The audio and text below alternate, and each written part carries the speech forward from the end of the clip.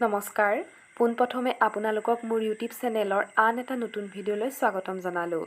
আজিৰ ভিডিঅ'টোত আমি আলোচনা কৰিম তিনিবিধ বিশেষ খাদ্যৰ বিষয়ে, যাৰ পৰা আমাৰ স্মৃতিশক্তি বৃদ্ধি হোৱাৰ লগতে আমাৰ মগজু শক্তিশালী হোৱাত সহায় কৰিব। আমি সকলোৱে বিচাৰোঁ যে আমাৰ স্মৃতিশক্তি বৃদ্ধি হওক, বিশেষকৈ সৰু ল'ৰা-ছোৱালী হওক বা পঢ়া শুনা কৰি থকা ল'ৰা-ছোৱালীৰ ক্ষেত্ৰত, আৰু আমাৰ মগজু শক্তিশালী হোৱাটো আমি সকলোৱে বিচাৰোঁ।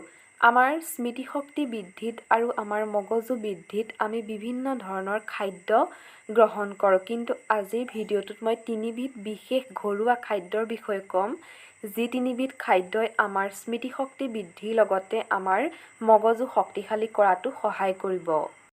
এই খাদ্য কেইটাৰ বিষয়ে বিতংকৈ জানিবলৈ হ'লে আপোনালোকে আই বটন আৰু ডেছক্ৰিপশ্যনত লিংক দিয়া থাকিব। মই স্মৃতিশক্তি বৃদ্ধিত বহুত ভিডিঅ' আগবঢ়াই থৈছোঁ, আপোনালোকে চাব বিচাৰিলে ডেছক্ৰিপশ্যনত লিংক দিয়া থাকিব আৰু আই বটনতো দিয়া থাকিব, ক্লিক কৰি চাব পাৰিব। এতিয়া আহকচোন আলোচনা কৰোঁ এই তিনিবিধ খাদ্যৰ বিষয়ে। এই তিনিবিধ খাদ্যৰ ভিতৰত প্ৰথম খাদ্যবিধে হ'ল অখৰোট। অখৰোটত ভিটামিন এ পোৱা যায়, যিয়ে স্মৃতিশক্তি আৰু মগজু শক্তিশালী কৰাত সহায় কৰে, সেয়েহে অখৰোট সেৱন কৰাটো অতি জৰুৰী। তাৰ পিছৰটো হৈছে বাদাম।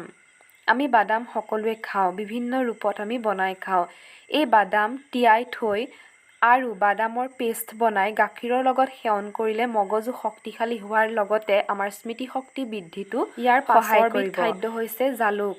জালুকৰ গছ আমাৰ সকলোৰে ঘৰত আছে বা নাথাকিলেও আমি বজাৰৰ পৰা কিনি আনিব পাৰোঁ। এই জালুকে আমাৰ স্মৃতিশক্তি বৃদ্ধিত আৰু মগজু বৃদ্ধিত বহু পৰিমাণে সহায় কৰে। ক'লা জালুকৰ পাউডাৰ বনাই মাখন আৰু মিচিৰিৰ লগত মিলাই খালে মগজুৰ কমজুৰি হোৱাৰ পৰা ৰক্ষা কৰিব, লগতে স্মৃতিশক্তিও বৃদ্ধি পাব। গতিকে জালুক কিমান শক্তিদায়ক বা কিমান লাভজনক জানেনে আপোনালোকে? গতিকে ভিডিঅ'টো ইমানেই আছিল। আশা কৰোঁ ভিডিঅ'টো চাই ভাল পালে। যদি ভাল পালে লাইক, শ্বেয়াৰ, কমেণ্ট আৰু ছাবস্ক্ৰাইব কৰিবলৈ নেপাহৰিব। পুনৰ এটা নতুন ভিডিঅ'ত আকৌ লগ পাম। ধন্যবাদ।